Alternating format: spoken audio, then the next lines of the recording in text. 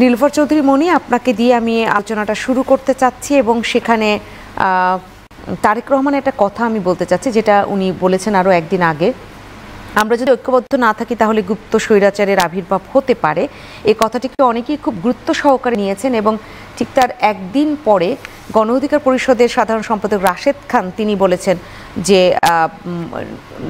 29 August Nurul হক নূরের উপর যে হামলা, জাতিসংঘের সামনে এনসিপি নেতা আক্তার ও ডাক্তার জারাকে অপদস্থ করা, বিএনপি মহাসচিব মির্জা ফখরুল ইসলাম আলমগীরের সাথে খারাপ আচরণ করা, গতকাল রাতে গণ অধিকার পরিষদের সহ সভাপতি ও শ্রমিক অধিকার পরিষদের সভাপতি আব্দুর রহমানকে গুম করার চেষ্টা এবং হামলা ইত্যাদি, অন্যদিকে পাহাড়ে অশান্তি, সব মিলিয়ে ভারত আওয়ামী লীগের সহযোগিতায় নির্বাচন বানচালের ষড়যন্ত্র শুরু করেছেন। উনি একটা জিস্ট আকারে এটা বলেছেন, আমি সেই জায়গা থেকে শুনতে চাই তাহলে কি ঐক্যর কোথাও পতন ঘটলো, ছন্দের পতন হলো এবং সেই জায়গা থেকেই ভারত আর আওয়ামী লীগের সহযোগিতায় এই ষড়যন্ত্রে লিপ্ত হলো কিনা? ধন্যবাদ আপনাকে। যারা শুনছেন আমার শুভেচ্ছা অভিনন্দন, আমার সহ-আলোচককে শুভেচ্ছা। দেখেন, এটা তো বাংলাদেশ বহু বছর যাবৎ অস্থিরতায় ভুগছে। সেই অস্থিরতায় যেটা আমরা মনে করেছিলাম যে ফ্যাসিস্ট চলে গেলে বোধহয় আমরা একটু হাঁপ ছেড়ে বাঁচতে পারবো, গণতন্ত্র হয়তো বা তার নিজস্ব মুখটা আয়নায় দেখতে পারবে, কিন্তু দিন যত যাচ্ছে গড়াচ্ছে ততই আমরা মনে করছি না শুধু যে আমরা গড্ডালিকায় প্রবাহিত হচ্ছে আমাদের সব কিছুই, ততই আমরা উষ্টাগত হচ্ছি বা গণতন্ত্র তার নির্ধারিত নির্দিষ্ট লক্ষ্যে পৌঁছতে ভীষণভাবে বিষম খাচ্ছে। সেই জায়গা থেকে আমি বলতে চাই, যেটা আমাদের নেতা তারেক রহমান সাহেব বলেছেন যে গুপ্ত স্বৈরাচার, এটা কিন্তু একদম উনি সলিড একটা কথা বলেছেন। আমি ওনাকে ভেতর থেকে থ্যাঙ্কস জানিয়েছি যে শব্দটা এত সুন্দর শব্দ আসলে খুবই রেয়ার, যে এই অবস্থায় এটা তো সত্যি আমরা দেখছি যত নির্বাচন ঘনিয়ে আসছে বা নির্বাচনের কথা চলছে, একটা শ্রেণী প্রথম থেকেই বলেছিল নির্বাচনটা হবে না, এই সরকার চায় না বা কিছু এই টাইপের। যখন দেখলো যে এই সরকার নির্বাচন চাচ্ছে, এখন নো ডাউট এই সরকার নির্বাচন চায়, এটা তাদের কথাবার্তা দেখে বোঝা যায়। অথবা যদি নাও চায় থাকে তাহলে তারা অনেক বেশি চতুর, আমি এটা বলবো যে তারা বুঝাচ্ছে তারা নির্বাচন চায়, এখানে তাদের কোনো গ্যাপ নাই। কিন্তু তারপরেও নির্বাচন নিয়ে যে ধরনের খেলাধুলা হচ্ছে তাতে কিন্তু নির্বাচনটা সঠিক সময় হবে কিনা ধরে নেওয়ার সুযোগ আছে, কারণ বিশ্বমঞ্চে দাঁড়িয়েও তো ভাষণে ফেব্রুয়ারি নির্বাচনের উপর তবে বিশ্বমঞ্চে দাঁড়িয়ে বলার দরকার পড়ে না, এটা আবার বেশি হয়ে গেছে। আমি নির্বাচন দিব, নির্বাচন হবে, সেটার জন্য বিশ্বমঞ্চ, ওই মঞ্চটা অন্য কিছুর জন্য, ওটা পৃথিবীর কোনখানে কোন সমস্যা, কে পানি পাচ্ছে, কে আগুন পাচ্ছে, এটা হলো আন্তর্জাতিকভাবে একটা সমিতি, জাতিসংঘ, যত বিশ্বের রাষ্ট্র আছে সবগুলো রাষ্ট্র তার আওতাধীন, যে তাদের নিজস্ব বাইরে অন্য দেশ দ্বারা আক্রান্ত কিনা, কোনটা হলে তাদের জন্য ভালো হয়, এই টাইপের জিনিস। সেইখানে লোকাল নির্বাচনটা দিবেই বা হচ্ছে এই ধরনের কথাটা দরকার ছিল না। যাই হোক, বলেছে, এটা ক্ষতিও হয় নাই, আমি এটাও বলতে চাই। সেইখানে আপনার যারা গুপ্ত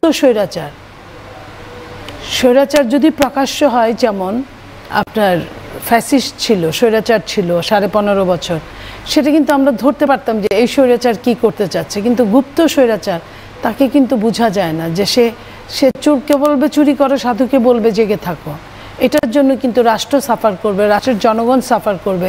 সেটাই আমাদের নেতা বোঝানোর চেষ্টা করেছে যে এই গুপ্ত স্বৈরাচার থেকে সাবধান। তো এখন গুপ্ত স্বৈরাচারের অনেকেই আছে যে এটার হদিসই জানতে পারে না, হদিস জানতে না পারলে তো সাবধান হওয়া যাবে না। সেটা তো স্পষ্ট করলেন। রাশেদ খান যে কথাগুলো বলেছেন সেগুলোকে আসলে আপনি সবকিছুর মধ্যে মিল খুঁজে পাচ্ছেন? হ্যাঁ, আমি মিল খুঁজে পাচ্ছি, কারণ এই রাশেদ খানের সাথে মাস দুয়েক আগে আমি টক শো করেছি যখন, যেতগুলো, তখন কিন্তু তার মুখে এটা ছিল ওপেনই, সে বলতো নির্বাচন হবেই। হ্যাঁ, তো আমরা যখন সন্ধিহান প্রকাশ করতাম, রাশেদ খান কিন্তু তখন ওভারশিওর দিয়ে বলতো। সেই রাশেদ খান যখন এখন এই জায়গাটায় আসছে, তার মানে তাদের কাছেও এই মেসেজটা আছে, একটা ইন্ডিভিজুয়াল দল হিসেবে এই মেসেজটা আছে, এবং ওই মেসেজ হিসেবেই হয়তো তারা দেখছে, মিলাচ্ছে যে সব জায়গায় একটা কেমন যেন একটা ধোঁয়াশা ভাব। এই ধোঁয়াশা ভাবটা কিন্তু জনগণকে যেমন আপনার সন্দেহ বাড়াচ্ছে জনগণের মধ্যে, ঠিক তেমন রাজনীতিবিদদের মধ্যেও সন্দেহ বাড়াচ্ছে যে আসলে কি হতে যাচ্ছে। এর মধ্যে আপনার যেটা বললেন যে পার্বত্য চট্টগ্রামের বিষয়টা, সেটা কিন্তু একদম খুব সহজ না, এবং এটা গভীরতর যতটা ঠিক ততটাই কিন্তু স্পর্শকাতর। এটা নিয়ে কিন্তু এই কুকি চিনদের নিয়ে অনেক দিন যাবৎ অনেক কিছু হচ্ছে। মাঝখানে আপনার এখানে সম্ভবত আমি বলে গিয়েছিলাম যে কতগুলো পোশাক তাদের পাওয়া গেছে, 30,000 আবার 15,000 বাংলাদেশের মধ্যে। হ্যাঁ, সেটাই বানাচ্ছে। ওপেন যখন এত পোশাক বানায়, নিশ্চয়ই এটার পেছনে যে কারণ ছিল তখনও বলে গিয়েছিলাম, আজকে আবার বলছি যে এই যে হত্যা ওখানে, এই যে রেপ ওখানে, এই যে আপনার 144 ধারা জারি, এবং সেনাবাহিনীর সাথে এক ধরনের ওখানে সেনাবাহিনীর সাথে চরম শত্রুতা, এবং নিজেদেরকে স্বাধীন হিসেবে বলে ফেলা, তো এই জিনিসগুলো কিন্তু কোনোটাই সহজ না। জি, তাহলে সবকিছু মিলিয়ে আপনিও একটা সেরকম ষড়যন্ত্র খুঁজে পাচ্ছেন। ব্যারিস্টার আসাদুজ্জামান ফুয়াদ, এই একই প্রশ্ন আপনার কাছে রাখতে চাই। রাশেদ খান যে অনেকগুলো বিষয় মিলিয়েছেন, নিঃসন্দেহে আপনারাও নানানভাবে মিলিয়েছেন, এটি কি সবকিছু ষড়যন্ত্রেরই একটা, একদম যদি বলি যে চেইন প্রক্রিয়ার মধ্য দিয়ে চলছে এরকম কিছু? ধন্যবাদ। প্রথম কথা হচ্ছে যে আপনার কিছু অরাজকতার চেষ্টা তো চলছে, এটা তো ইনএভিটেবল, কিন্তু সেটা মানে আপনি যেটা বলবার চেষ্টা করছেন রাজনৈতিক দলগুলোর ভিতরে অনৈক্য আছে কি না, এই ধরনের কোনো বিষয় এখানে মেজর না। পলিটিক্যাল পার্টির ভিতরে ডিফারেন্স আছে, যেমন খাগড়াছড়ির সমস্যার সাথে বিএনপি জামাতের মধ্যকার যে ভিজিবল দ্বিমতের জায়গাগুলো আমরা খেয়াল করেছি। ঐকমত্য কমিশন চলা অবস্থায় রাজপথে কর্মসূচি, যুগপৎ কর্মসূচি পালন করা, নেতারা বিএনপি জামাতের বিরুদ্ধে, জামাত বিএনপির বিরুদ্ধে, ইসলামী আন্দোলন বাংলাদেশের বিরুদ্ধে একজন কথা বলছে। এটার সাথে খাগড়াছড়ির কি সমস্যা? অ্যাবসলিউটলি কোনো সমস্যা নেই খাগড়াছড়িতে যেটা ঘটনাটা ঘটেছে। তা অনেকে মিলাবার চেষ্টা করছে যে এই বিভাজন বা এই বিভেদটাই সুযোগটা তারা নিচ্ছে। এখানে বিভাজন আকারে দেখছি না, বরং রাজনৈতিক প্রতিপক্ষ হিসাবে দলগুলোর যে আচরণ থাকবার কথা সেটাই এখানে আছে। বিভাজন বলতে পারেন, যেমন ধরেন হাসিনা খালেদা জিয়ার মধ্যে কখনো চেহারা দেখাদেখি হয়নি বহু বছর, ওইটাকে আপনি বিভাজন লেভেলে বলতে পারবেন যে হাসিনা এত হিংসুটে একজন মহিলা যে আরেকজন এই দেশের প্রধানমন্ত্রী তাকে মানে এক কাপড়ে বাড়ি থেকে বের করে দেওয়া, জেলে নেওয়া, মিথ্যা মামলায় যে বাস্তবতাগুলো ক্রিয়েট করেছে, সেইটাকে আপনি বিভাজন বলতে পারেন। সশস্ত্র বাহিনী দিবসে পর্যন্ত বেগম খালেদা জিয়াকে দাওয়াত দেওয়া হয়নি, প্রত্যেক রাষ্ট্রীয় অনুষ্ঠানে তাকে আলাদা করে ফেলা হয়েছে। বিএনপি জামাত ইসলামী আন্দোলন বাংলাদেশ এনসিপি এদের সাথে সম্পর্কটা কীরকম? রাস্তায় কথা বলছে কিন্তু আবার কমিশনে একসাথে পাশাপাশি বসছে না, সবাই তো বসছে। এখন নিউ ইয়র্কে একই ফ্লাইটে পাশাপাশি সিটে বসে বিএনপি জামাত এনসিপির নেতারা গেছে না, জাতিসংঘে কি নেতারা একসাথে পাশে বসেন নাই? বসছে তো। তো এটাকে বিভাজন বলা যাবে না। বিভাজন হচ্ছে এমন একটা সম্পর্ক যেই সম্পর্কটা রিকনসাইল করবার মতো নাই। এই সম্পর্কটা এত বেশি দুরূহ হয়ে গেছে যেটা মেক সেন্স করে না এখন আর। তো এই জন্য যেটা আছে সেটা হচ্ছে রাজনৈতিক দলের ভিতরে ন্যায্য প্রতিদ্বন্দ্বিতার জায়গা আছে, দ্বিমতের জায়গা আছে, এবং সেটা থাকাটাই হচ্ছে গণতান্ত্রিক সৌন্দর্যের জায়গা।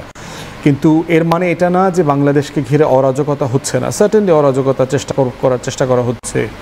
আপনার নিউ ইয়র্কে যে ঘটনা ঘটেছে, সাডেনলি শেখ হাসিনা এবং তার যে গুন্ডা বাহিনী আছে দেশে বিদেশে, তারা এটা মিলিতভাবে করেছে। উপদেষ্টাদেরকে বিদেশে গেলে হেনস্থা করা, অপমান করা যে কোনো ফর্মে। এরপরে হচ্ছে আবার হাসিনা কী ধরনের হিংসুটে মহিলা চিন্তা করেন, তার যুবলীগের যে ছেলেটাকে গ্রেফতার করা হয়েছে, জেল থেকে বের হওয়ার পর হাসিনা আবার তাকে ফোন দিচ্ছে, কথা বলছে যে ভালো কাজ করছো, এরা যেন কেউ অক্ষত ফিরতে না পারে। তাহলে কী করতে বলতেছে? খুন করে ফেলতে বলতেছে? মানে আমার প্রধান উপদেষ্টা, বিএনপির মহাসচিব, জামাতের ভাইস প্রেসিডেন্ট, এনসিপির সেক্রেটারি, তাদেরকে কি মেরে ফেলার জন্য বলছে? তাহলে এই অরাজকতার জায়গাটাকে রাজনৈতিক বিভাজন আকারে দেখবার সুযোগ নাই। বরং যেটা আছে এর মানে এটা না যে রাজনৈতিক দলগুলো নিজেদের টোন ডাউন করা, কখন কতটুকু বলবেন, কতটুকু দূরত্ব, কতটুকু প্রতিদ্বন্দ্বিতামূলক আচরণ করবেন, কোন শব্দে করবেন, এইগুলো নিয়ে অবশ্যই মানে কেয়ারফুল থাকার জায়গা আছে। এক ধরনের যদি বলি যে উৎকণ্ঠা প্রকাশ করছেন কেন? সার্টেনলি উৎকণ্ঠা হওয়ার মতো তো যথেষ্ট ঘটনা ঘটছে। কারণ হচ্ছে আমার আপনার কাছে যা তথ্য আছে, তারেক রহমানের কাছে সার্টেনলি তার থেকে বেশি তথ্য আছে। মনিয়াপ্পা বিএনপি করেন, কিন্তু উনি বিএনপি সম্পর্কে যতটুকু জানেন, তারেক রহমান তো তার থেকে কয়েকশো বেশি জানতে হবে, এই পরিমাণ তথ্য আছে। এই জন্য উনি যখন বলছেন যে গুপ্ত স্বৈরাচারদের কথা বলছেন, ষড়যন্ত্রের কথা বলছেন, সার্টেনলি ওনার কাছে অনেক তথ্য আছে। আমরা যেটা ভিজিবলি দেখতে পাচ্ছি সেটা হচ্ছে যে এস আলমের টাকায় বাংলাদেশে যে এই ঝটিকা মিছিলের আয়োজন করা হচ্ছে, আওয়ামী লীগের লোকদেরকে ভাড়া করে এনে বিভিন্ন জায়গায় উৎপাত। এর আগে আমরা দেখলাম যে সেনাবাহিনীতে যে এক মেজর অ্যারেস্ট গ্রেফতার হলো, তার বউসহ কয়েক হাজার যুবলীগ নেতাকে সশস্ত্র প্রশিক্ষণ দেবার যে ষড়যন্ত্র করা হয়েছে, নিউ মার্কেটে অস্ত্রের গুদাম আবিষ্কার হলো। অতএব এখানে তো ঝামেলা করবার চেষ্টা করা হচ্ছে, সার্টেনলি অরাজকতার চেষ্টা চলছে। এবং যেহেতু হিউজ পরিমাণ টাকা আছে আওয়ামী লীগের এই পুরো সিন্ডিকেটের কাছে, এইটা তো কোনো না কোনো ফর্মে প্রকাশিত হচ্ছে এবং হবে। এবং খাগড়াছড়ির ঘটনার সাথে আপনি যদি মিলায়া দেখেন যে বাংলাদেশে সার্টেনলি যেই বাচ্চা মেয়েটা ধর্ষিত হয়েছে, এটা অবশ্যই আমরা সবাই দুঃখিত, পরিবারের প্রতি আমরা সহমর্মী, আমরা এটার বিচার চাই। কিন্তু বাংলাদেশে এই ফৌজদারি অপরাধটা কি এই প্রথমবার হইল? সোনার বাংলাতে কি গ্যাংরেপ এর আগে হয় নাই? কিন্তু এই গ্যাংরেপের কারণে অবরোধ, হরতাল, সেনাবাহিনী হটাও, বাঙালি হটাও, এই স্লোগান কেন আসতে হবে? আপনি সেনাবাহিনীর গাড়িতে আগুন ছুড়ে মারছেন কেন? আমার সভরেন ফোর্সের বিজিবির গাড়িতে, সেনাবাহিনীর গাড়িতে, পুলিশের উপরে আপনি অ্যাটাক করছেন কেন? আপনি বিচার চাইতে পারেন, আপনি মানববন্ধন করতে পারেন, আপনি মিছিল নিয়ে থানার সামনে যাইতে পারেন, ডিসি অফিসে যাইতে পারেন, আপনি স্মারকলিপি দিতে পারেন যে আমি এটা বিচার চাই। এবং দেখেন যে আমার ফোর্সেস কত প্রম্পটলি 5 জনকে গ্রেফতার করে ফেলেছে। এবং যাদের দাবি করা, মানে ভিকটিম এবং তাদের ট্রাইব গোত্রের লোকদের দাবি করা যে সয়নশীল যুক্ত, তাকে তো ইমিডিয়েটলি 24 ঘন্টার ভিতরে গ্রেফতার করে ফেলছে সয়নশীলকে। এবং আরো 5 জনকে গ্রেফতার করেছে সব মিলায়। তার ভিতরে 2 জন চাকমা, 2 জন মারমা, একজন মারমা এবং 2 জন হিন্দু। এর ভিতরে একজনও কিন্তু বাঙালি মুসলমান নাই। তাহলে প্রশ্ন হচ্ছে বাঙালি মুসলমান খেদাও, সেটলার খেদাও, এই স্লোগানের প্রশ্ন আসছে কেন? এবং সেই জায়গায় আরেকটি প্রশ্ন একটু তুলতে চাই, এটার ব্যাখ্যাটা আপনার কাছ থেকে আমি পরে শুনবো, কিন্তু প্রশ্নটা করে রাখি। সেটা হচ্ছে ওই গুইমারা রামেসু বাজারে যে আগুন দেওয়ার ঘটনা বা একেবারে বাড়িঘরে আগুন দেওয়ার ঘটনা, সেটা আবার অবরোধকারীরা করেননি এবং মুখোশধারী কিছু লোক করেছে। সেই মুখোশধারীরা কারা সেটা নিয়ে ভাববার। যেই হোক, প্রশ্ন হচ্ছে বিষয়টাকে ফৌজদারি অপরাধ আকারে দেখতে হবে। একটা ফৌজদারি অপরাধ হয়েছে, খুবই অন্যায় একটা কাজ হয়েছে, এটার বিচারের দাবিতে আমরা সবকিছু করতে পারি। সেটা বাংলাদেশে সবাই দেখে কিনা, কারণ বিচারকে কেন্দ্র করে না, বিচারকে কেন্দ্র করে আপনি সেনাবাহিনীর গাড়িতে অ্যাটাক করবেন, সেনাবাহিনী খেদাও, পাহাড়ে বাঙালি থাকতে পারবে না, সেটলার খেদাও, এইটা সিম্পলি কোনো প্রতিবাদের ভাষা না। এর মানে হচ্ছে এখানে একটা বৃহৎ অঙ্ক আছে এবং এই অঙ্কের সাথে আমার হিস্ট্রি আছে, আমার অনেক গল্প জড়িত আছে। গত বছর আপনার মনে থাকার কথা, সেপ্টেম্বরে একজন মোটরসাইকেল বাংলাদেশি বাঙালি ছেলেকে খুন করা হয়েছে না? সেটাকে কেন্দ্র করে আমরা দেখেছি না এটার পিছনে? বর্তমানটাকে দেখেন, আওয়ামী লীগের নেতা দেবাশিস রায়ের বউ ফেসবুকে স্ট্যাটাস দিয়ে উস্কানি দিচ্ছে না? সেনাবাহিনীর ক্যাম্প ঘেরাও করতে বলতেছে, ওখানে ককটেল মারার জন্য বলছে। এবং বিভিন্ন জায়গায় বিদেশে থাকে প্রবাসী চাকমা বিভিন্ন নেতাদের ফেসবুক পোস্ট আসতেছে, তারা পরিকল্পিতভাবে আমি আপনার কাছে আরেকটু বিস্তর শুনতে চাই, কারণ ঠিক 1 বছর আগে 2024-এও কিন্তু আমরা এই সেপ্টেম্বরেই পাহাড় অশান্ত হতে দেখেছি। কেন তাহলে সেপ্টেম্বর ঘিরে আবার অশান্ত হচ্ছে পাহাড়, সেটা আপনার কাছে শুনবো। আমি নীলুফার চৌধুরী মনি আপনার কাছে এই পর্যায়ে আসি। তাহলে এই যে মুখোশধারী লোকেরা, তারা কি আসলে তৃতীয় কোনো পক্ষ কিনা, তারা এখানে অন্য কোনো ভূমিকা আসছে কিনা সেটা যেমন আপনার কাছে শুনবো, দলেও এক ধরনের যদি বলি যে দ্বিধা বিভক্তি বা মতের অনৈক্য ঘটছে। এনসিপির একজন উনি যিনি কিনা ক্ষুদ্র জাতিগোষ্ঠী একমাত্র প্রতিনিধি হিসেবে ছিলেন, অলিক মৃ, আমি যদি নাম ভুল না করে থাকি, তিনি পদত্যাগ করেছেন এনসিপি থেকে। কারণ এনসিপির কেন্দ্রীয় নেতারা কেন নীরব থাকতেন, কেন এরকম নৃশংস একটি ঘটনায় তারা কোনো ধরনের উদ্বেগ উৎকণ্ঠা দেখাচ্ছেন না, কোনো ধরনের প্রতিক্রিয়া জানাচ্ছেন না, সেই জন্য তিনি পদত্যাগ করেছেন। এই ঘটনাগুলোও কি আমাদের অন্য কোনো ধরনের বার্তা দেয় কিনা? দেখেন, অবশ্যই এটা বার্তা দেয়। এই ঘটনাগুলো কিন্তু এখনই নতুন না, এটা বহু বহু আগে থেকেই পাহাড়িরা মনে করে পাহাড়টা তাদের, এবং সেখানে বাঙালিদেরকে, ওখানে বাঙালিদের বাসভবনগুলো, বাড়িগুলো, সেগুলা শহীদ প্রেসিডেন্ট জিয়াউর রহমানের সময় প্রথমে এটা ওইখানে নিয়ে নেওয়া হয়েছিল, এই কারণে যাতে পাহাড়িরা এটাকে দখল করে একদম আলাদা কোনো স্বাধীনতার কোনো ঘোষণা দিতে না পারে। এটা আমরা চাই, এই জন্যই বাংলাদেশকে বাংলাদেশি বলা হয়েছে, সবাইকে নিয়ে বাংলাদেশ, বাঙালি না। এখানে বাঙালি আছে, এখানে নৃতাত্ত্বিক আছে, আমরা তাদেরকে সম্মানের সাথে নৃতাত্ত্বিক বলতে চাই। কিন্তু তারা তো আমাদের ওই জিনিসটা রাখে না, রাখতে চায় না। তারা ওখানে নিজেরা অন্যদের সাথে মিলে, অন্য দেশের সাথে মিলে থাকবে, তারপরেও আমাদেরকে তারা মেনে নেবে না। এই জায়গাটা তাদেরকে টাইম টু টাইম, এটা প্রত্যেকটা সরকারের তাদেরকে বোঝানোর একটা ব্যাপার ছিলই, থাকে আমি মনে করি। এই যেটা বললেন আপনি যে এনসিপি থেকে পদত্যাগ করেছে, এনসিপি এইখানে আমি এনসিপি বলেন আর এবি পার্টি বলেন আর বিএনপি বলেন আওয়ামী লীগ বলেন, এই জায়গাটায় কেউ কিন্তু তার আপনার নিজের সার্বভৌমত্ব মানে আমার 56,000 বর্গ মাইলই আমার সার্বভৌমত্ব, সেইখানে আমরা কাউকে কিন্তু এটা আমরা করে দিতে পারি না, তো কারো পক্ষে ওইভাবে যেতে পারি না। ওইখানে আমরা সবাইকে নিয়ে বাঙালি পাহাড়ি সবাই মিলেই থাকুক, আমরা এটাই চাই। তো সেই জায়গাতে তারা এই যে আর্মি খেদাও, এই অন্য কিছুই করো, এবং যারা মুখোশধারী ছিল, আমার তো মনে হয় মুখোশধারী ওর মধ্যে বেশ কিছু অন্য দেশের লোক আছে, তারা আসছে, তারা সহযোগিতা করতে আসছে। এই মুখোশধারীদের মধ্যে যেমন বিদেশিরা থাকতে পারে, আবার ঠিক দেশিরাও থাকতে পারে। দেশীয়রা যারা নির্বাচন চায় না, যারা দেশের রাজনীতিটাকে উত্তপ্ত করতে চায়, যারা পাশের দেশের ইন্ধনে চলে, তারাও যে এটা করতে পারে না তা কিন্তু ঠিক না, তারাও করতে পারে। নইলে মুখোশ পরার কোনো দরকার ছিল না। এখানে পাহাড়িরা তো একটা শ্রেণী, একটা দিক বোঝাই যাচ্ছে, তারা সবাই মিলে এটা বের করা কি খুব কষ্টকর? সেনাবাহিনীকে যেভাবে তারা অস্থির করে তোলার চেষ্টা করেছিল, সেনাবাহিনী এখানে যথেষ্ট শান্ত থাকার তারা চেষ্টা করেছে এবং শান্ত। এই মুখোশধারী কারা সেটা বের করা সরকারের জন্য খুব কষ্টকর কিনা? কারণ সরকার যদি মনে প্রাণে চায় কোনো কিছুই বের করা কষ্টকর না, কোনো কিছুই কষ্টকর না, কিন্তু সরকারের আন্তরিকতা কতটুকু এটা বুঝতে হবে। যে সরকার দেশের ভেতরে একদম ঢাকার ভেতরে, রাজধানীর ভেতরে বা রাজধানীর আশেপাশে মবকে প্রতিহত করতে পারে না বা করতে চায় না, তারা ওই একটা কর্নারে আরেকটা দেশের বর্ডারে সেইখানে কতটুকু করবে বা করতে চায় আমি ঠিক জানি না। তবে সরকার যদি করতে চায়, বাংলাদেশের সেনাবাহিনী অত্যন্ত চৌকস। এই জন্য এটা আমার মুখের কথা না, এটা জাতিসংঘে যখন তারা যান, তাদেরকে যে সম্মানটায় ভূষিত করা হয়, আমি সেইগুলো পড়ে আমি কথা বলছি। বাংলাদেশের সেনাবাহিনীকে এর আগের সরকার কোনো ক্ষমতা দেয় নেই এই কাজগুলো করার জন্য। এখনও যদি তাদেরকে ওইভাবে ক্ষমতা না দেওয়া হয়, তাহলে কিন্তু বড় ধরনের কোনো রকম সমস্যা তৈরি করতে পারে। আরও আমরা এইটুকু মনে করি যে আমাদের আপনি সেটা বলছেন। আপনার কাছে আবারও আসি, ছোট করেই একটু শুনি, তাহলে হয়তো আপনাদের দুজনকে অনেকবার শুনতে পাবো এবং আপনাদের মন্তব্যগুলো আমাদের দর্শকদের জন্য তুলে ধরতে পারবো।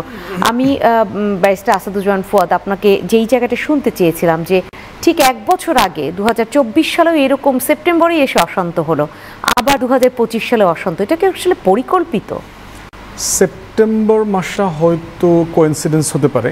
গত বছরের ঘটনা তো হচ্ছে যে আপনার মনে থাকার কথা আগস্টে মোটামুটি 1 বছরের মাথায়, এবং মানে সরকার ক্ষমতা নেবার পরপরই সারা বাংলাদেশে কিন্তু আপনার এই হিন্দুদের উপর আক্রমণ হচ্ছে, মন্দির ভাঙা হচ্ছে, হিন্দুদের বাড়িঘর জ্বালিয়ে দেওয়া হচ্ছে, পাহাড়ের সমস্যা হচ্ছে, একটা হিউজ ক্যাম্পেইন করা হয়।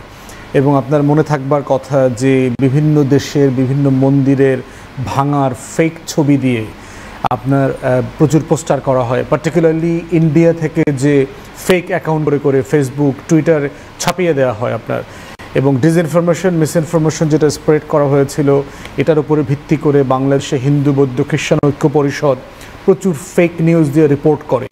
সেই রিপোর্টের ইংলিশ ভার্সন করে ব্রিটিশ পার্লামেন্টে বাংলাদেশ যে কমিটি আছে, আমেরিকাতে সিনেটে, কংগ্রেসে যে আপনার বাংলাদেশ ককাস আছে, তাদের কাছে জমা দেওয়া হয়, ব্রাসেলসে, ইউরোপিয়ান ইউনিয়নের পার্লামেন্টে দেওয়া হয়।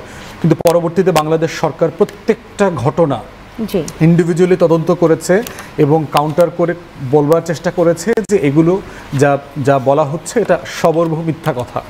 যে আওয়ামী লীগের নেতার বাড়িতে অ্যাটাক হয়েছে, কিন্তু বলা হচ্ছে যেহেতু আওয়ামী লীগের নেতা হিন্দু ছিলেন, তার রাজনৈতিক পরিচয়টাকে বাদ দিয়ে তার হিন্দু পরিচয়টাকে টেনে আনা হয়েছে।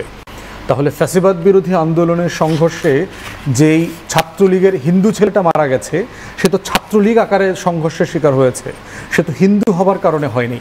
অতএব এই যে টুইস্টিং ইনফরমেশন করে যে সারা দুনিয়াতে যে ক্যাম্পেইনটা করা হয়েছে, যে সাম্প্রদায়িক পরিচয়টাকে সামনে নিয়ে আসার চেষ্টা করা হয়েছে, যেখানে সাম্প্রদায়িক দাঙ্গা হচ্ছে এটা চেষ্টা করা হয়েছে। এবং আপনি জানেন যে সারা দুনিয়াতে ডিসইনফরমেশন মিসইনফরমেশন ক্যাম্পেইনে ভারতের কিন্তু গোল্ড মেডেল আছে, সে কিন্তু চ্যাম্পিয়ন সারা দুনিয়াতে। অতএব সারা দুনিয়া জানে যে ইসলাম বিদ্বেষী, ইসলামোফোবিক এবং বাংলাদেশ বিরোধী কন্টেন্ট ক্রিয়েশনে, পাকিস্তান বিরোধী কন্টেন্ট ক্রিয়েশনে, মুসলমান বিরোধী কন্টেন্ট ক্রিয়েশনে ইসরায়েল এবং ইন্ডিয়া হচ্ছে অ্যাট দ্য টপ। এবং এটা গত বছর আবারও বারবার প্রমাণিত হয়েছে এবং বাংলাদেশ সরকারও সাকসেসফুলি এই ক্যাম্পেইনটাকে ডিল করেছে। এই বছরের সেপ্টেম্বরটাকে আমি কোইন্সিডেন্স বলবো, জাস্ট সিম্পলি নির্বাচনকে সামনে রেখে এটা করা হচ্ছে। বিষয় হচ্ছে যে আমরা কি এই ফৌজদারি অপরাধের বিচার চাই কিনা। মানে বলা হচ্ছে যে বাঙালিরা মেজরিটি আমরা যারা আছি বাংলাদেশিরা আমরা কি আসলে এটার জন্য আমরা দুঃখিত কিনা। অবশ্যই সবাই দুঃখিত, কে বলছে এটার বিচার চাই না। যেই জড়িত এবং ওখানকার আপনার পাহাড়ি জনগোষ্ঠীর পক্ষ থেকে অনেকগুলো দীর্ঘদিনের ক্ষোভ আছে। ক্ষোভ হচ্ছে যে এরকম ধর্ষণের ঘটনা ঘটেছে, বিচার হয় নাই, তাদেরকে রেপের যে আপনার টেস্ট করা হয় টেস্টগুলোকে নেগেটিভ বলা হয়, যে ধর্ষণ না অন্য কিছু হতে পারে আর কি। তো এই ক্ষোভগুলো আছে। সেই জন্য আমাদের পক্ষ থেকে আমরা বলেছি যে পার্বত্য চট্টগ্রামকে ঘিরে একটা শান্তি কমিশন করা দরকার ওপেন শুনানির জন্য। এবং শুধু চাকমান না, আপনার টোটাল যে আমাদের 14 থেকে 17টা জনগোষ্ঠী জাতিসত্তার মানুষরা সেখানে বাস করেন, তাদের পুরো গল্প, দুঃখ, কষ্ট, ভোগান্তি, বঞ্চনা, বৈষম্য সব কিছু আমাদের শোনা দরকার। গণশুনানি হওয়া দরকার, বিটিভিতে লাইভ হওয়া দরকার এবং সরকারকে এখানে অ্যাড্রেস করা দরকার সমস্যাটা কোথায়। কারণ আপনি যদি এখানকার উন্নয়ন ক্ষোভকে অ্যাড্রেস না করেন, এখানে ডেভেলপমেন্টকে অ্যাড্রেস না করেন, এখানে বঞ্চনাকে অ্যাড্রেস না করেন, তাহলে পাহাড়ি জনগোষ্ঠীর ভিতরে একটা অংশ অস্ত্র ধরবে, ওই পারে চলে যাবে ভারতের অংশে, আপনার ত্রিপুরাতে যাবে অথবা মিজোরামে যাবে, গিয়ে প্রশিক্ষণ নেবে, অথবা রাখাইনে যাবে, অস্ত্র তুলে নেবে, ঘটেছে। অথবা যেটা হবে আপনার মাদকের ব্যবসায় জড়াবে। এবং এই যে সন্ত্রাসী সংগঠনগুলো আছে, জনসংহতি সমিতি, ইউপিডিএফ, এরকম বিভিন্ন জায়গাতে আছে। এবং দেখেন এই ঘটনাটাকে আজকে আইএসপিআর কিন্তু একটা স্টেটমেন্ট দিয়েছে। আমরা গত কয়েকদিন থেকে বলছি যে আমাদের যেই সেনাবাহিনী সভরেন ফোর্স যারা আছে তারা ব্রিলিয়ান্টলি রোল প্লে করছে আমাদের সভরেন্টি ধরে রাখার জন্য। এবং আপনার জন্য এবং অডিয়েন্সের জন্য বলছি, কোনো রাষ্ট্র সভরেন্টির উপরে কোনো অধিকারকে স্বীকার করে না, কোনো রাষ্ট্র স্বীকার করে না। আপনি যদি আমার সভরেন্টিকে ক্রস করেন আপনাকে গুলির মুখোমুখি হতে হবে। আপনি যদি আমার রাষ্ট্রের কোনো অংশকে ভেঙে ফেলার চেষ্টা করেন, আলাদা করবার চেষ্টা করেন, আপনার কোনো অধিকার আমরা স্বীকার করব না। কিন্তু আপনি রাষ্ট্রকে মেনে নিয়ে যত ফাইট আছে সব ফাইট করবেন, আমরা আপনার ফাইটের সাথে থাকব। এবং এইটা আমার কাছে মনে হয় অনেক বড় একটা আলোচনা, আমাদের আলাদা এই আলোচনা নিয়ে বসা দরকার। দীর্ঘদিন আমাদের এই বাঙালি পাহাড়ি এই বিভেদ কিন্তু আমরা মেটাতে পারিনি, এবং তখন তো বাইরের অন্য জায়গা থেকে সুযোগটা নিবি। এবং আরো ভয়ঙ্কর শব্দ ব্যবহার করা হচ্ছে, আদিবাসী, সেটলার। সেটলার কারা? আমার দেশে আমি সেটলার? সেটলার ইন্ডিজিনিয়াস প্রশ্নটা আসছে কোত্থেকে? ইউরোপিয়ান কলোনাইজেশন থেকে আসছে। ব্রিটিশরা এসে বাংলাদেশ দখল করছে, ব্রিটিশরা এসে অস্ট্রেলিয়া দখল করেছে, ব্রিটিশরা ইউরোপিয়ানরা এসে ইন্দোনেশিয়া দখল করেছে, পুরো সাবকন্টিনেন্ট দখল করেছে, নিউজিল্যান্ড দখল করেছে, তারা গিয়ে আপনার আমেরিকা দখল করেছে, কানাডা দখল করেছে। তাহলে প্রশ্ন হচ্ছে, কিন্তু সেই শব্দটাই আমাদের কিন্তু শুনতে হয়েছে যুগের পর যুগ। অস্ট্রেলিয়াতে দেখেন, অস্ট্রেলিয়ান অ্যাবরিজিনসরা হচ্ছে ওখানকার ইন্ডিজিনাস পিপল, আর হোয়াইট ইউরোপিয়ানরা হলো সেটলার। নিউজিল্যান্ডের মাউরি জনগোষ্ঠী হচ্ছে ইন্ডিজিনাস পিপল, হোয়াইট ইউরোপিয়ানরা হচ্ছে সেটলার। কানাডাতে ফার্স্ট নেশনরা হচ্ছে ইন্ডিজিনাস পিপল, ইউরোপিয়ানরা হচ্ছে সেটলার। আমেরিকাতে রেড ইন্ডিয়ানরা হচ্ছে ইন্ডিজিনাস পিপল, হোয়াইট ইউরোপিয়ানরা হচ্ছে সেটলার। আমরা কি সেটলার? আমরা থেকে আসছি। সেক্ষেত্রে বাঙালি কেন পাহাড়ে থাকে? তারা কেন? আমরা সবাই পটুয়াখালী থেকে এসে ঢাকাতে সেটলার হয়ে গেছেন, আপা জামালপুর থেকে এসে ঢাকাতে সেটলার, আমি বরিশাল থেকে এসে ঢাকাতে সেটলার। বাস্তবতাটা কি তাই? আমার রাষ্ট্রে আমি কোথায় থাকবো না থাকবো, আমার এই বাঙালি জাতিসত্তার হাজার বছরের ইতিহাস আছে এখানে, এই বদ্বীপে আমরা বাস করছি। এখন আপনি 200 বছর আগে রাখাইন থেকে আসছেন, ত্রিপুরা থেকে এসছেন, আপনি সেটলার হয়ে গেছেন। আজকে কক্সবাজারের কথা চিন্তা করেন তো, এই যে বিশাল রোহিঙ্গা জনগোষ্ঠী, 200 বছর পরে তারা যদি বলে যে আমরা এলাকার আদিবাসী, মেক সেন্স? তাহলে এই যে সেটলার বলে বাংলাদেশের যে, এবং তখন হয়তো এই বাঙালিদের আবার তখন শুনতে হবে যে আমি ওটাই বলছিলাম, যেটা একটা বৃহত্তর আলোচনা, এটা নিয়ে আলাদাভাবে বসা দরকার। আমাদের এনজিও ব্যবসায়ীদেরকে ব্যাপারে আমাদের সতর্ক থাকতে হবে। কিছু পতিত বাম বুদ্ধিজীবী আছে, এবং সেটা আসলে শুরুটা হবে কবে সেটাও একটা বড় প্রশ্ন। আমি নীলুফার চৌধুরী মনি আপনার কাছে আসি, বলছিলাম যে এই বৃহত্তর আলোচনায় হয়তো আজকে আমরা পারবো না, আজকে আমাদের যে শিরোনাম সেটার সাথে মিলে এই আলোচনা করতে পারবো না। কিন্তু যদি নানান দিক থেকে ষড়যন্ত্র হয়, সেই কারণে পাহাড়কে অশান্ত, কারণ পাহাড়ে তো এই ঝামেলা আগে থেকেই রয়েছে, এবং এইটা যদি আবার কেউ সুযোগ নেয় ষড়যন্ত্রের একটি অংশ হিসেবে, তাহলে সেই ক্ষেত্রে আমি আজকে উল্লেখ করতে চাচ্ছি স্বরাষ্ট্র মন্ত্রণালয়ের কাছ থেকে একটি ঘোষণা এসেছে যে তারা 2টা অ্যাপ বন্ধ করার চিন্তা করছে, এবং তারা মনে করছে যে এই অ্যাপ 2টা বন্ধ করলে শেখ হাসিনা যে ষড়যন্ত্র করছে বা সেই এসালোমের যে টাকা দিয়ে সেটা কিছুটা ঠেকানো যাবে।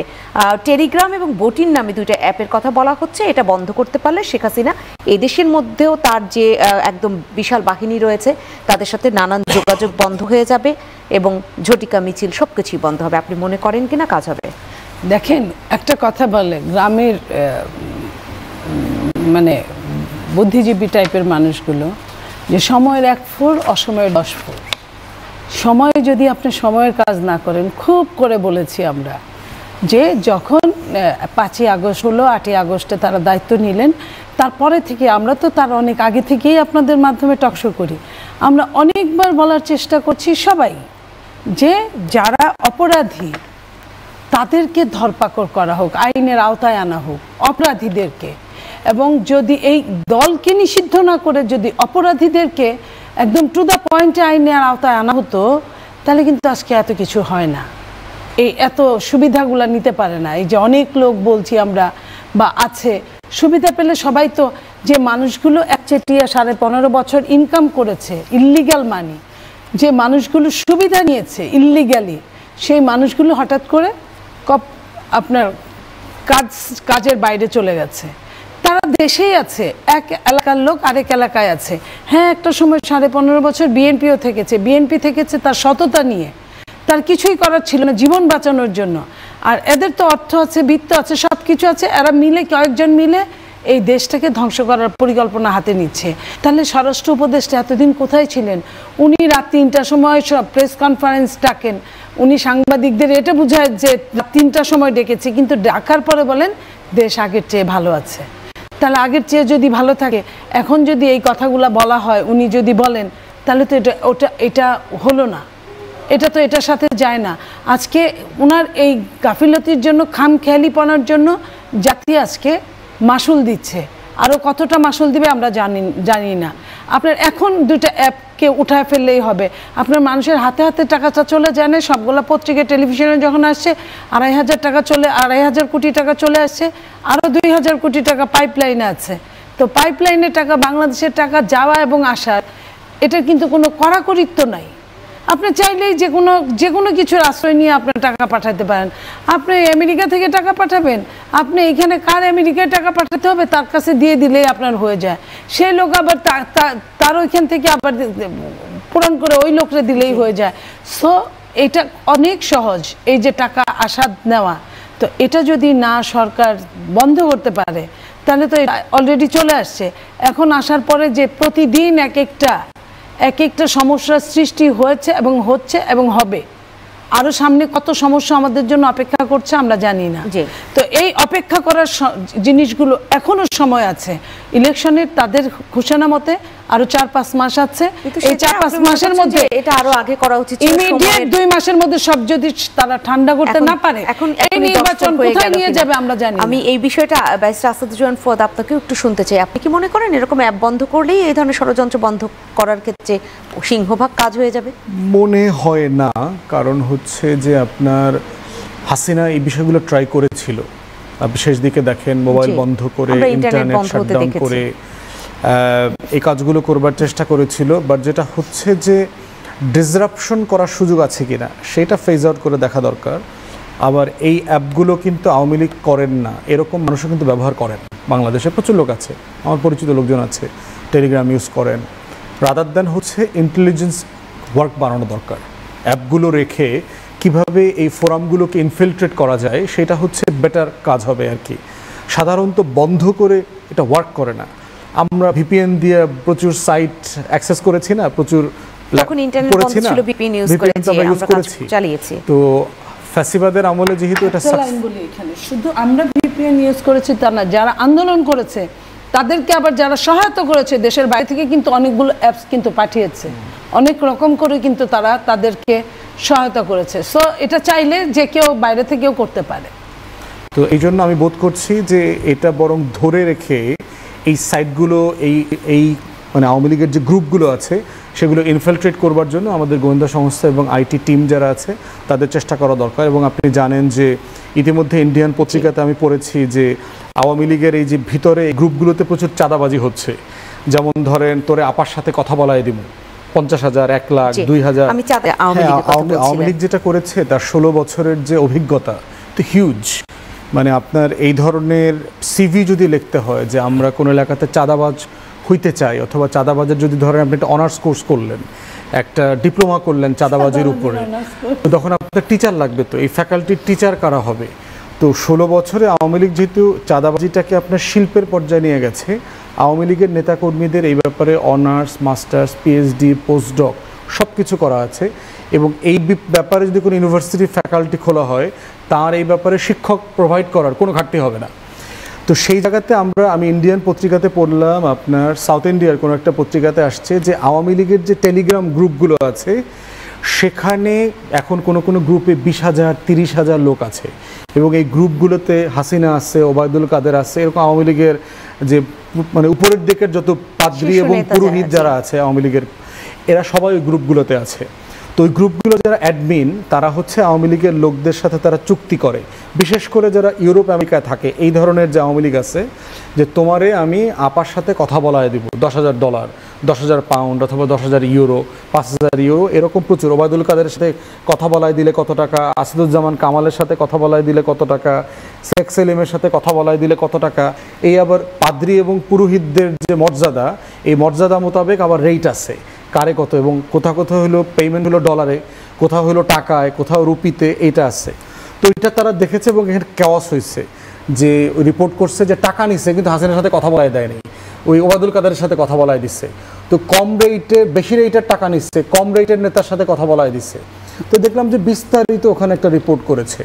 এবং কেন এটা জরুরি, তাহলে পত্রিকার ওই সাংবাদিক কোনো না কোনো ফর্মে তো ইনফিলট্রেট করেছে আওয়ামী লীগের এই গ্রুপগুলোতে।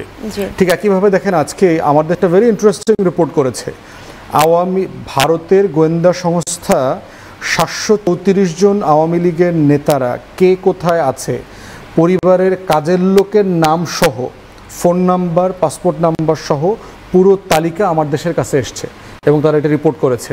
এবং ওবায়দুল কাদেরের ফোন নাম্বার দেওয়া আছে ওইখানে, শেখ সেলিমের ফোন নাম্বার দেওয়া আছে, আসাদুজ্জামান কামালের ফোন নাম্বার দেওয়া আছে, এবং দেশবাসী যারা যারা ওনাদের সাথে কথা বলে মানে পয়সা ছাড়া আওয়ামী লীগের যে আছে ওই ফাঁদ ছাড়া যারা সরাসরি কথা বলতে চান আওয়ামী লীগের নেতাকর্মীরা, তারা সবাই যোগাযোগ করবেন। আমার দেশের ওই ভিডিওটা দেখলে দয়া করে ওখানে পেয়ে যাবেন। তাহলে আমাদের সেটা পাইলো কোথায়?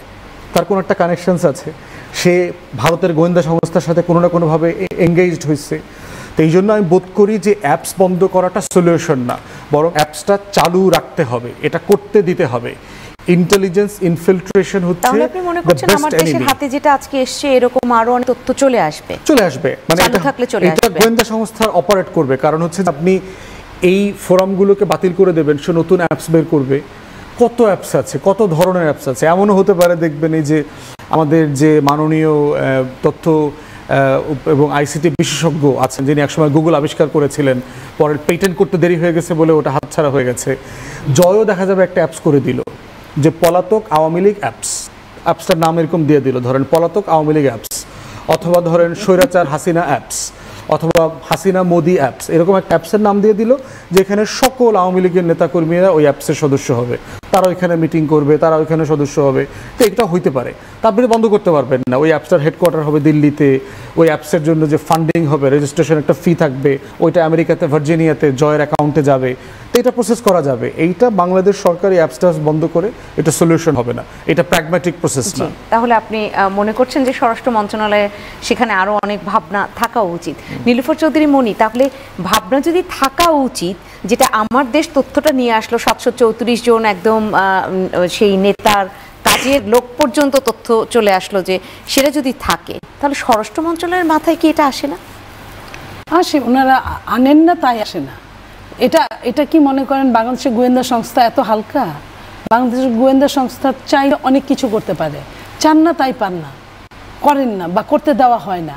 আপনি মনে করেন যে এই বট বাহিনীর এই জিনিসগুলো কেন হয় না? এই করতে দেওয়া হয় না জায়গাটা থেকে একটু শুনতে চাই, করতে কেন দেওয়া হয় না? করতে তাদের নিজস্ব নিশ্চয়ই তাদের নিজেদের একটা ব্যাপার স্যাপার থাকে, একটা বাইরের জন্য এক ধরনের কথা বলা আর আভ্যন্তরীণ এক ধরনের কথা বলা। এটা হচ্ছে বাংলাদেশে, এটা নতুন কিছু না, এটা সব সময়ের জন্যই হয়। এবং তাদের মধ্যে একটা আন্ডারস্ট্যান্ডিং আছে, গুড রিলেশন আছে। তো গুড রিলেশন না থাকলে যে জিনিসটা আমার দেশ পাইলো সে জিনিসটা কেন স্বরাষ্ট্র মন্ত্রণালয় পাবে না? আমারে আপনি বলেন, রিলেশনটা যদি ভালো না হয়। আমি যদি বলি যে আমেরিকায় যে মহাসচিব সহ বিএনপির মহাসচিব সহ যে এনসিপির নেতাদেরকে যে হেনস্থা করলো, আপনি দেখেছেন যে সরকারি কর্মকর্তা কিভাবে ধরে নিয়ে যাচ্ছে, কিভাবে তাকে হাত দিয়ে সরিয়ে নিচ্ছে। বিএনপির নেতাদেরকে দাঁড়াতে বললো 1 নম্বর গেটে, বের করলো 4 নম্বর গেট দিয়ে। এবং এইখানে তাদের কতটা এইখানে মানে দখল ছিল। এই যে দখলটা একটা ভিন দেশ অপমান করার জন্য যে যারা এই এত মানে নোংরা রাজনীতি খেলতে পারে, তারা চাইলে আরও অনেক কিছুই করতে পারে। আপনি মনে করেন যে সরকারের গোয়েন্দা সংস্থা কি এটা জানে না, জানতো না, এর আগে এই ঘটনা ঘটে নাই? তাহলে কেন সরকার যদি বলে থাকে যে এটা সুন্দরভাবে সুরাহা করার জন্য, তাইলে যখন কোনো না এম্বাসি, তখন এম্বাসি তাদেরকে কি ডেকেছে? তাদের কি কারো চাকরি গিয়েছে? তাদেরকে কি ওইভাবে সরিয়েছে? তাদের তো সাথেই তো তাদেরকে বাংলাদেশে নিয়ে চলে আসার কথা, ওই জায়গায় অন্য লোক পাঠানো কথা। যদি সরকারের ওটা প্রয়োজন মনে করতো, সরকার এইসব জিনিস কোনো কিছুই প্রয়োজন মনে করে না। কে মানিত হলো, কে অপমানিত হলো, এ নিয়ে সরকারের কিচ্ছু আসে যায় না।